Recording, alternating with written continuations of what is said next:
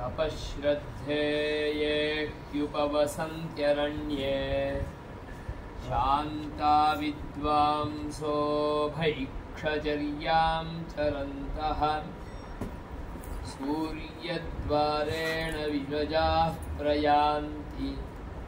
यत्रामृतः स पुरुषो ह्यव्ययात्मा तपश्रद्धेयेऽप्युपवसन्त्यरण्ये शान्ता विद्वांसो भैक्षचर्यां चरन्तः सूर्यद्वारेण ते विरजाः प्रयान्ति यत्रामृतः स पुरुषो ह्यव्ययात्मा तपश्रद्धेयेऽप्युपवसन्त्यरण्ये शान्ता विद्वांसो भैक्षचर्यां चरन्तः सूर्यद्वारेण ते विरजाः प्रयान्ति यत्रामृतः स पुरुषो ह्यव्ययात्मा तपश्रद्धेयेऽप्युपवसन्त्यरण्ये शान्ता विद्वांसो भैक्षचर्यां चरन्तः सूर्यद्वारेण ते विरजाः प्रयान्ति यत्रामृतः स पुरुषो ह्यव्ययात्मा परीक्ष्य लोकान् कर्मचितान् ब्राह्मणो निर्वेदमायान्नास्त्यकृतः कृतेन परीक्ष्य लोकान् कर्मचितान् ब्राह्मणो निर्वेदमायान्नास्त्यकृतः कृतेन परीक्ष्य लोकान् कर्मचितान् ब्राह्मणो निर्वेदमायान्नास्य कृतः कृतेन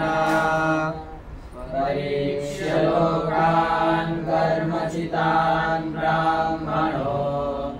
निर्वेदमायान्नास्य कृतः कृतेन तद्विज्ञानार्थं स गुरुमेवाभिगच्छेत् समित्पाणिश्रोत्रियं ब्रह्मनिष्ठम् तद्विज्ञानार्थं स गुरुमेवाभिगच्छेत् समित्पाणिश्रोत्रियं ब्रह्मनिष्ठम् तद्विज्ञानार्थं स गुरुमेवाभिगच्छेत् समित्पाणिश्रोत्रियं ब्रह्मनिष्ठम् तद्विज्ञानार्थं स गुरुमेवाभिगच्छेत् समित्पाणिश्रोत्रियं ब्रह्मनिष्ठम्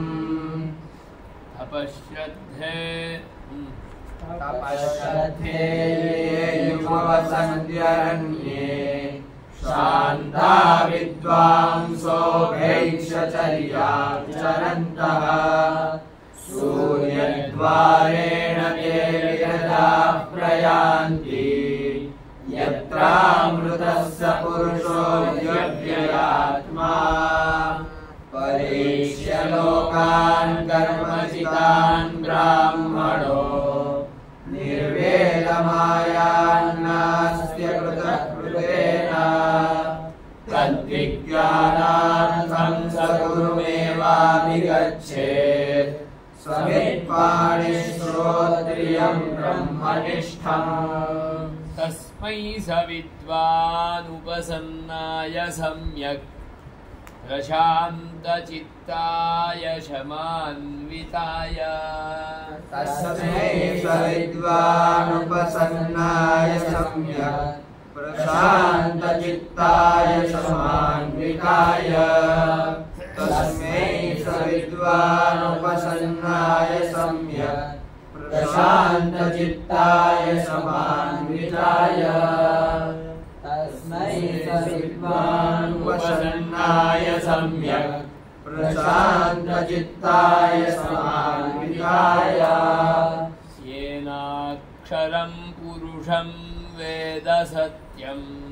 प्रोवाच तां तत्त्वतो ब्रह्मविद्याम् येनाक्षरं पुरुषं वेद सत्यम् प्रोवाच तां तत्त्वतो ब्रह्मविद्याम् येनाक्षरं पुरुषं वेद सत्यम् प्रोवाच तां तत्त्वतो ब्रह्मविद्याम् येनाक्षरं पुरुषं तस्मै सविद्वानुपसन्नाय सम्यक् प्रशान्तचित्ताय समान्विताय येनाक्षरं पुरुषं वेद सत्यम् प्रोवाच तां तत्त्वतो ब्रह्मविद्याम् परीक्ष्य लोकान् कर्मचितान् ब्राह्मणो निर्वेदमायान्नास्त्य कृतः कृतेन तद्विज्ञानार्थं स गुरुमेवाभिगच्छेत् समित्पाणिश्रोत्रियं ब्रह्मनिष्ठम् तस्मै सविद्वानुपसन्नाय सम्यक् प्रशान्तचित्ताय समान्विताय येनाक्षरं पुरुषं वेद सत्यम्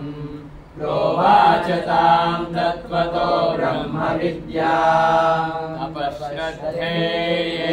उपवसन्त्यरण्ये शान्तः विद्वांसो भैक्षचर्यां चरन्तः सूर्यद्वारेण ते विरजाः प्रयान्ति यत्रामृतः स पुरुषो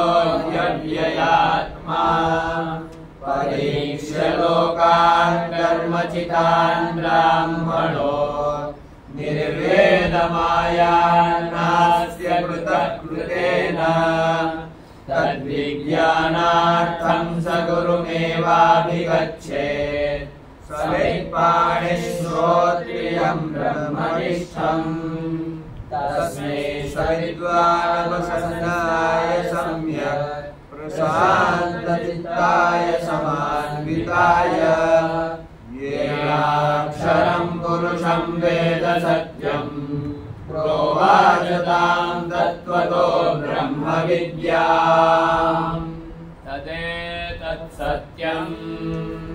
मन्त्रेषु कर्माणि कवयो यान्यपश्यन्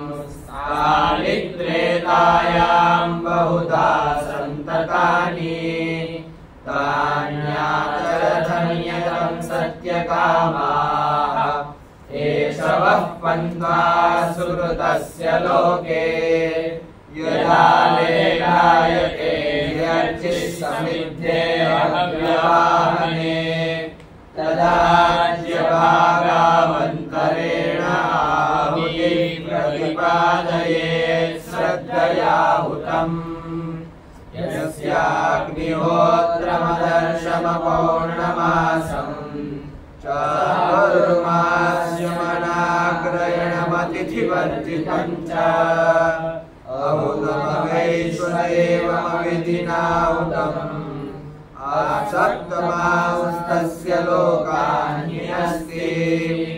कायी कराली च मनोजवाच सुलोहिताया च सुधूम्रवर्णा स्फुलिङ्गिनी विश्वरूपी च देवी लेलायमाना इति सप्तजिह्वाः एतेषु यश्चरते विराजमानेषु यथा कालं चाहुतयो यातयायन् तं नयन्त्येताः सूर्यस्य रश्मयो यत्र देवानां पतिरेकोऽधिवासः ये हीनमाहुतयः सुवर्चसः सूर्यस्य रश्मिभिर्यजमानं वहन्ति प्रियां वाचमपि वदन्त्योर्जयन्त्य एष वः पुण्यः सुकृतो ब्रह्मलोकः लवाह्येते अग्रहायज्ञरूपाः अष्टादशोत्तमवरं येषु कर्म एतच्छ्रेयो येऽभिनन्दन्ति मूढाः जरा मृत्युते पुनरेवापि अविद्यायामन्तरे वर्तमानाः स्वयं धीरा पण्डितं मन्यमानाः सङ्गण्यमानाः पर्यन्ति मूढाः अन्धेनैव नीयमाना यथान्धाः अविद्यायां बहुधा वर्तमानाः वयं कृतार्था इत्यभिमन्यन्ति बालाः यत्कर्मिणो न प्रवदयन्ति रागात् तेनातुराः क्षीणलोकास्य वन्ते इष्टापूर्णं मन्यमाना वरिष्ठम् नान्यच्छ्रेयो वेदयन्ते प्रमूढाः नागस्य पृष्ठे ते सुकृते भूत्वा इमं लोकं हीनतरं भाविषन्ति तपश्रद्धे ये युपवसन्त्यरण्ये शान्ता विद्वांसो भैक्षचर्याचरन्तः सूर्यद्वारेण ते विरजाः प्रयान्ति यत्रामृतः स पुरुषोऽध्यव्ययात्मा परीक्ष्य लोकान् कर्मचितान् ब्राह्मणो निर्वेण मायान्नास्त्य कृतेन तद्विज्ञानार्थं स गुरुमेवाभिगच्छेत् समित्पाणिश्रोत्रियं ब्रह्मनिष्ठम् तस्मै च विद्वानपसन्नाय सम्यक् प्रशान्तचित्ताय समान्विताय येनाक्षरं पुरुषं वेद सत्यम् प्रोवाच तां तत्त्वतो ब्रह्मविद्याम् इति खण्डः।